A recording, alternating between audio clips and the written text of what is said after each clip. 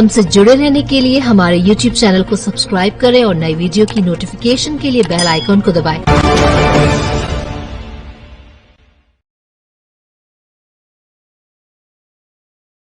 बुलंदशहर में सीबीआई अफसर बनकर व्यापारी के घर डकैती डालने वाले 5 डकैत गिरफ्तार। गैंग का सरगना व नामी डकैत इंद्रपाल ताऊ समेत 5 डकैत पुलिस की गिरफ्त में। आरोपियों के कब्जे से लूटे गए 50 लाख के गहने, 13,30,000 नकद बरामद। डकैतों ने दिनदहाड़े सीबीआई अफसर बन परिवार को बंधक बनाकर की थी वारदात। 25-25 हजार के इनामी हैं योगेश और इंद्रपाल ताऊ पर 31 मामले दर्ज। पुलिस का दावा, पीड़ित व्यापारी के नौकर संजय की मुखबिरी से रची गई डकैती साजिश। अनूपशहर कोतवाली क्षेत्र कस्बा अनूपशहर में 19 दिसंबर को हुई थी लूट की वारदात।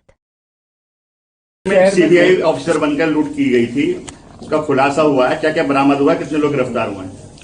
देखिए, अनूपशहर कस्बे के एक प्रसिद्ध व्यवसायी के घर पे दिनांक 19 तारीख को घर में 4 लोग घुस गए, जो अपने को सीबीआई का अधिकारी बताते हुए बोले कि आपके यहाँ रेड हो रही है और आप कोऑपरेट करिए।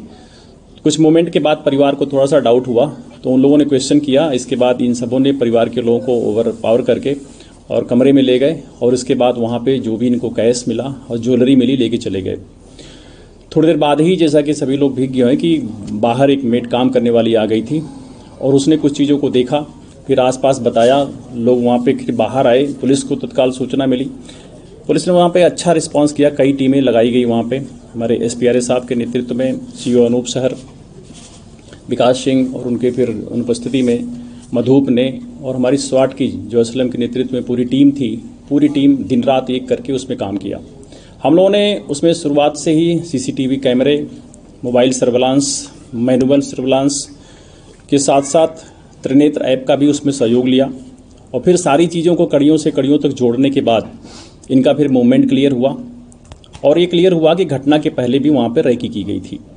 उन सीसीटीवी को देखा गया तो उसमें कुछ बदमाश चिन्हित हुए, जिसको त्रिनेत्र से हम लोग फिर मैच भी कराए, और उनके बाद फिर उन पर काम शुरू हुआ। अल्टीमेटली इसमें गिरफ्तार हुए कुल 5 अभियुक्त, जिसमें मालूम चला कि एक व्यक्ति जो उनके दुकान पर ही काम करता था और अपना खुद का ट्रैक्टर लगा करके वहाँ से रोज़ बिल्डिंग मटेरियल्स के सामान या फर्नीचर्स के सामान उन जगह छोड़ता रहता था। तो डेली वो वॉच करता था, क्योंकि वो खुद में पहले क्रिमिनल था और उसकी हिस्ट्री सीट भी खुली हुई थी। एक आपराधिक पृष्ठभूमि का व्यक्ति था जिसका नाम संजय। उसी ने फिर इस बात को दूसरे बदमाशों से बताया, और ये घटना 3 महीना पुरानी, 3 महीना पहले ही उसने शेयर किया कि ऐसे ऐसे इनके यहाँ काफ़ी मात्रा में पैसा, ज्वेलरी मिल सकता है। बल्कि उसने यहाँ तक कहा कि 1 करोड़ तक की चीज़ें हो सकती हैं। फिर इसके बाद ये सारी प्लान करके घटना के 2 दिन पहले ही इसमें कुछ लोग रैकी करते हैं आकर के, और उसे पूरा चीज़ों को देखते हैं, पैदल चल के देखते हैं, और उसके बाद ये 19 तारीख को ये घटना कारित की गई थी। जो इसमें सामान गया था शुरुआती लेवल पर, बहुत अच्छी आइडिया उनको नहीं थी। जो नोट कराया था सामान, उससे कुछ ज़्यादा ही निकली ज्वेलरी, क्योंकि शुरुआत में जो कुछ ज्वेलरीज के नाम हम बताने में परिवार के अपने महिलाओं सदस्यों के थे वो छूट भी गए थे, वो बाद में डिटेल में आया है। तो इस तरह करीब 28 तोला तो इसमें सोना मिला है, जो इनसे रिकवर कर लिया गया है, और 200 ग्राम चांदी है, और 13,30,000 रुपया मिली है। इनके जो प्रयुक्त तमंचे थे वो भी बरामद किया गया है। दोनों मोटरसाइकिल जो इन्होंने घटना में प्रयोग की गई थी वो भी बरामद की गई है, बल्कि घटना के दिन इन्होंने नंबर प्लेट हटा दिया था, और उस जो नंबर प्लेट दूसरी जगह रखा था वो भी बरामद किया गया है। तो इस तरह से इसमें पूरी व्यवस्थित तरीके से एक बड़े प्रोफेशनल तरीके से काम किया पूरी टीम ने। शुरुआती में हम लोग 2 लोगों को चिन्हित कर पाए थे इसमें। एक का नाम इंद्रपाल उर्फ ताऊ करके है, जिस पे ऑलरेडी काफ़ी मुकदमे हैं डकैती के, लूट के, और उसके साथ एक याकेश नाम था। ये बियॉन्ड डाउट पहले चिन्हित हुए, जिससे पुलिस ने इन 2 पे काम शुरू किया, और इन पे 25-25 हज़ार रुपये का इनाम भी मेरे द्वारा घोषित किया गया। उसके बाद जब आगे डेवलप किया गया तो शेष लोगों की चीज़ें फिर निकल के आई। अब इसमें एक अभियुक्त अभी गिरफ्तारी को शेष है, जिसका नाम अंकुर है, जो इटावा का रहने वाला है। उसके लिए लगातार टीमें हमारी काम कर रही हैं, शीघ्र भी उसको भी गिरफ्तार करेंगे। उसके पास भी अभी थोड़ा सा लूटा हुआ माल है, जिसको उससे भी हम बरामद करेंगे। ज्वेलरी सर जो बरामद हुई है उसकी कुल कीमत कितनी है? देखिए, ज्वेलरी जो बरामद हुई है लगभग 28 तोला सोना है, जो लगभग 40 लाख से ऊपर की कीमत का होता है, और 13,30,000 रुपया कैश भी बरामद हुआ है। इस तरह से कुल 50 लाख से ऊपर की ये पूरी डकैती थी।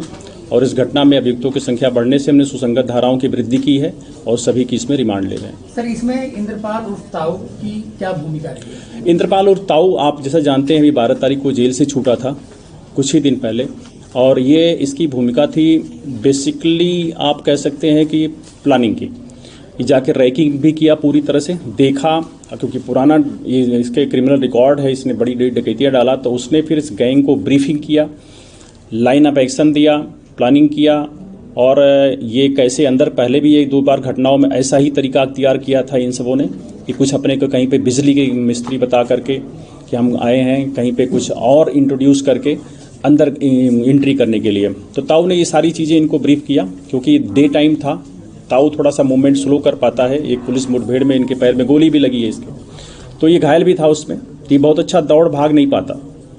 तो ये जो है रैकी वाले पार्ट्स को इसने बखूबी अच्छे से किया था और प्लानिंग के पार्ट को किया था और सीख किया था, और इसलिए शेयर भी इसका बराबर का लगा बदमाशों में पूरा। तो फिर घर में जो एंट्री किए थे वो चारों नए उम्र के लड़के थे। ये सचिन था, अंकुर था, यशपाल था, ये और ये आकेश थे। ये चारों जो घर के अंदर एंट्री किए थे वो नए थे।